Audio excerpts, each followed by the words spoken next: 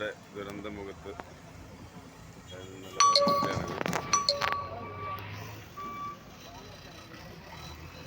ഇവിടെ ഒരുപാട് മണ്ണുകൾ മുമ്പാലായിട്ട് കിടക്കുന്നുണ്ട്.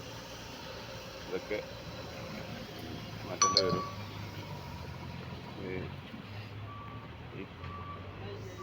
ഈ കാണുന്ന സ്ഥലത്താണ് വണ്ടി ഉണ്ടെന്ന് പറയുന്ന സ്ഥലം. അവിടെ നോക്കിയിട്ട് വണ്ടി കിട്ടിയിട്ടില്ലെങ്കിൽ എന്ത് ചെയ്യേണ്ടി വരും? പുഴയുടെ ഭാഗത്തായിട്ട് അതിൻ്റെ സർച്ചിങ് കൊണ്ടുവരേണ്ടതുണ്ട്. ഇപ്പോൾ മണ്ണെടുക്കൽ ദ്രുതഗതിയിൽ നടന്നുകൊണ്ടിരിക്കുന്നുണ്ട്. വലിയൊരു മല തന്നെയാണ്.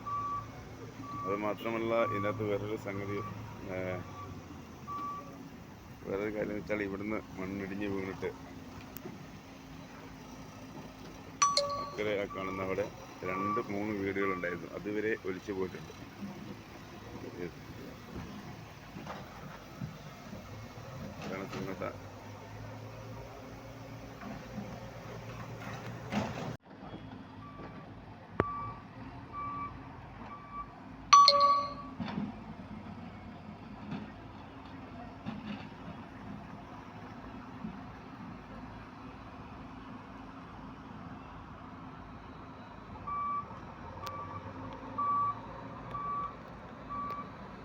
ഇവിടെയാണ് 2 വീടുകൾ, 2-3 വീടുകളുണ്ടായിരുന്നത്.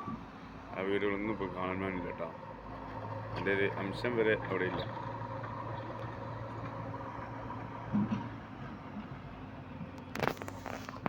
നമ്മുടെ സുഹൃത്തുക്കളെ, Poonoor health care foundation disaster management ടീമിൻ്റെ നേതൃത്വത്തിലാണ് ഈ കർണാടകയിലെ ശിരൂരിൽ ഇവിടെ റെസ്ക്യൂ പ്രവർത്തനത്തിൽ എത്തിച്ചേർന്നിരിക്കുന്നത്. ഏതാണ്ട് ഇന്നലെ പുറപ്പെടുന്ന സമയം വരെ ഏതാണ്ട് 90% മണ്ണ് നീക്കം ചെയ്ത് രക്ഷാദൗത്യം പൂർത്തീകരിക്കാൻ പോകുന്നു എന്ന രീതിയിലാണ് മാധ്യമങ്ങൾക്ക് തന്നെ റിപ്പോർട്ട് ചെയ്തത്. എന്നാൽ അത് ശരിയല്ല. ഇനിയും ഇവിടെ 50% മണ്ണ് നീക്കം ചെയ്യാനുണ്ട്. വലിയൊരു ദുരന്തമാണ് ഇവിടെ ഉണ്ടായത്. ഒരുപാട് ആളുകൾ ഈ മണ്ണിനടിയിലുണ്ട് എന്ന് തന്നെയാണ് പറയാൻ കഴിയുന്നത്. നമ്മളെ മലയാളിയായ അർജുനെ കണ്ടെത്തുന്നതിന് വേണ്ടിയാണ് നമ്മളെല്ലാം ഇവിടെ എത്തിച്ചേർന്നത്. അർജുന് ഉള്ളത് കൊണ്ട് മാത്രമാണ് ഈ സംവിധാനം ആകെ ഉണർന്ന് പ്രവർത്തിക്കുന്നത്. അല്ലാണ്ട് ഇവിടെയുള്ള സംവിധാനം, ഇവിടെ റെസ്ക്യൂ ടീമോ അല്ലാണ്ട് പ്രാദേശികമായിട്ടുള്ള നാട്ടുകാരുടെ സേവന പ്രവർത്തനമോ അങ്ങനെ ഒരു സംവിധാനം ഇവിടെയില്ല. ഇവിടെ സർക്കാരിൻ്റെ വിരലെണ്ണാവുന്ന പ്രവർത്തനങ്ങൾ മാത്രമാണ്. പിന്നെ ഇവിടെ അത്യാധുനികമായ സംവിധാനങ്ങളോടെ മെഷീൻസ് ഉൾപ്പെടെയുള്ള ഉപകരണങ്ങൾ കൊണ്ടുവന്നാൽ മാത്രമാണ് ഈ രക്ഷാദൗത്യം പൂർണ്ണമാവുകയുള്ളൂ.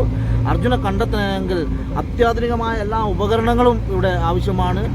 അതുകൊണ്ട് അത്തരം ഉപകരണങ്ങൾ എത്തിച്ചേർന്നാൽ മാത്രമാണ് ഈ അത്യാധുനികമായ ഉപകരണം എത്തിച്ചേർന്നാൽ മാത്രമേ ഈ രക്ഷാദൗത്യം പൂർണ്ണമാവുകയുള്ളൂ. ഇനിയും ഒരുപാട് മണ്ണ് ഇവിടെ നിന്ന് നീക്കം ചെയ്യാനും അതേപോലെ തന്നെ അതിൻ്റെ പ്രവർത്തനങ്ങളിലും ഏകോപിപ്പിക്കേണ്ടതുണ്ട്. മലയാളിയായ അർജുൻ കുടുങ്ങിയുകൊണ്ട് മാത്രമാണ് ഈ രക്ഷാപ്രവർത്തനം ഇത്രയെങ്കിലും ലോകം അറിയുകയും അതിൻ്റെ പ്രവർത്തനങ്ങൾ ഇത്രയെങ്കിലും ഏകോപിപ്പിക്കുകയും ചെയ്തത്. ഇവിടെ രഞ്ജിത്ത് എസ്രേലിൻ്റെ നേതൃത്വത്തിലാണ് ഇപ്പോൾ കാര്യങ്ങളൊക്കെ നടന്നു പോകുന്നത്. ഇപ്പോൾ 10-20ഓളം റെസ്ക്യൂ വോളണ്ടിയർ, ഞങ്ങൾ ഹെൽത്ത് കെയർ ഫൗണ്ടേഷൻ്റെ 10ഓളം വോളണ്ടിയർമാർ എത്തിയിട്ടുണ്ട്. അതുപോലെ നാടിൻ്റെ കുറ്റ്യാടിയിൽ നിന്നും അതുപോലെ തന്നെയുള്ള വിവിധ ഭാഗങ്ങളിൽ നിന്നുള്ള ഏതാണ്ട് ഒരു 25ഓളം വോളണ്ടിയർമാർ ഇവിടെ ഉണ്ട്. ആ വളണ്ടിയർമാർ ഒഴികെ മറ്റ് NDRFൻ്റെയും അതുപോലെ തന്നെ പോലീസിൻ്റെയും ഫയർഫോഴ്സിൻ്റെയും ടീമല്ലാതെ മറ്റൊരു സംവിധാനവും ഇവിടെ പ്രവർത്തിക്കുന്നില്ല എന്ന് തന്നെയാണ് പറയാനുള്ളത്.